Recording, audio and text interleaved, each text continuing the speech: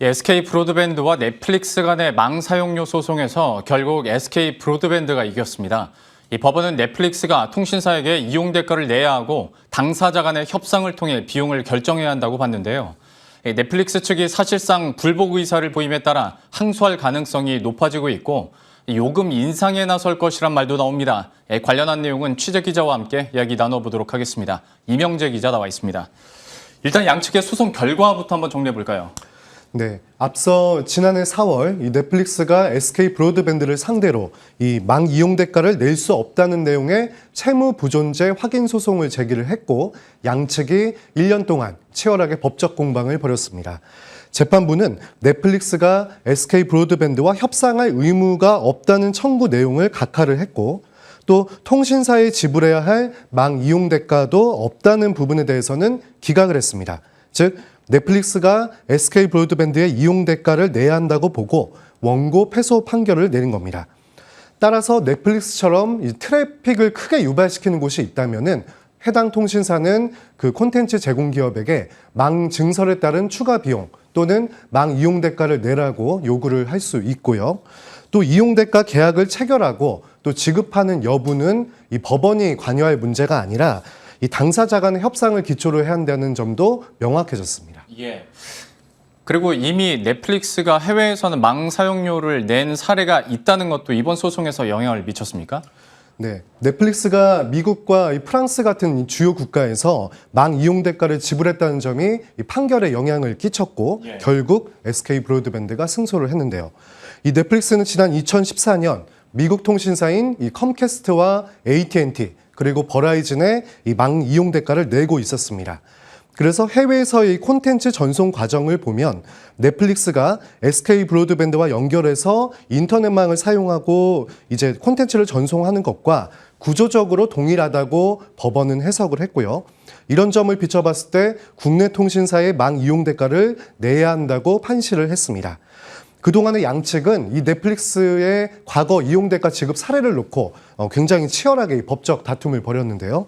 먼저 SK 브로드밴드는 이 데이터 트래픽이 폭증을 하고 또 망 과부하에 따른 서비스 속도 저하를 초래한 이 넷플릭스가 미국 통신사들에게는 이 사용료를 낸 부분 그리고 프랑스 1위 통신사와 넷플릭스 간 벌어진 소송에서 이 넷플릭스가 추가로 망 이용 대가를 내지 않으면 접속 용량을 통신사가 제한을 해야 한다. 이렇게 판결이 나온 점을 근거로 공격을 했습니다. 이에 대해서 당시 넷플릭스 측은 전 세계 어느 법원이나 정부 기관에서도 콘텐츠 사업자로 하여금 이 통신사에게 망 이용 대가를 내라고 한 적이 없다고 일관되게 주장을 했습니다. 예. 그리고 이제 글로벌 기업들이 그 망 중립성 원칙을 이유로 해서 지금까지 공짜망을 사용하겠다라고 주장을 해왔었는데 관련해서도 결론이 나온 게 있죠? 네, 나왔습니다.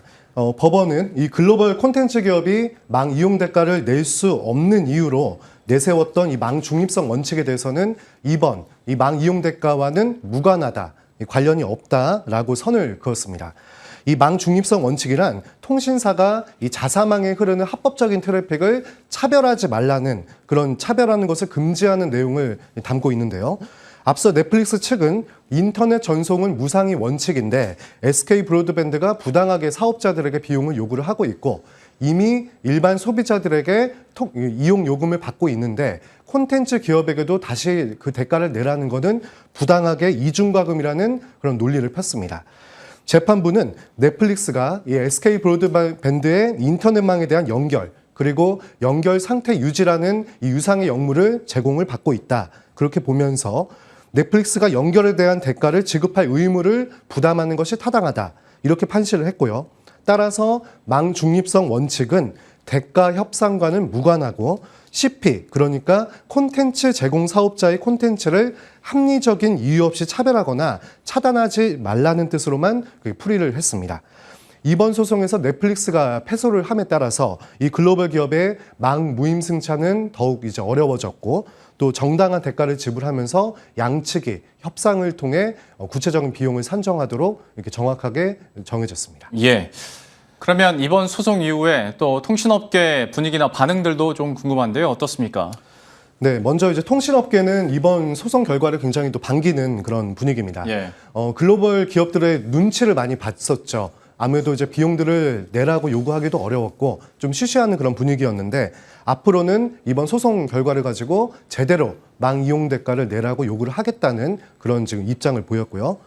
현재 외국 기업들을 보면은 이 페이스북만 통신 3사에게 비용을 지급을 하고 있습니다.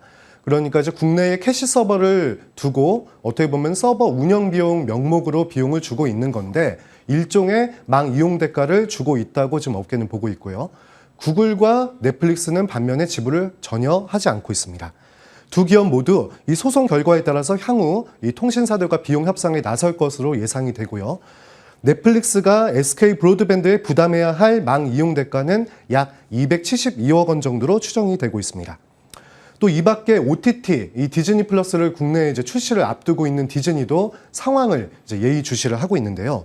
콘텐츠 제휴와 관련해서 협상을 이제 통신사들과 진행을 하고 있는데 이 망사용료 지급도 어떻게 할지 논의 여부를 계속 이제 이어나갈 것으로 보입니다.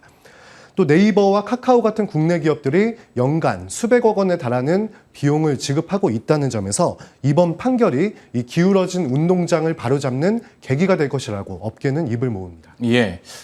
근데 이제 또 넷플릭스에서 항소할지 이것도 관심사긴 한데 지금까지 흘러가는 분위기는 좀 어떻습니까? 네, 넷플릭스 측은 이 법원의 판결문을 일단 검토를 하고 이 항소 여부에 대해서도 구체적으로 이제 입장을 밝히겠다고 이 말을 좀 아끼긴 했는데요. 그러면서도 이 망 이용 대가에 대한 어떤 일방적인 해석과 주장 그리고 논쟁으로 인해서 좀 사실이 왜곡됐다. 이렇게 보면서 이 법원의 판결에 대해서 사실상 불복하는 그런 의사를 보였습니다.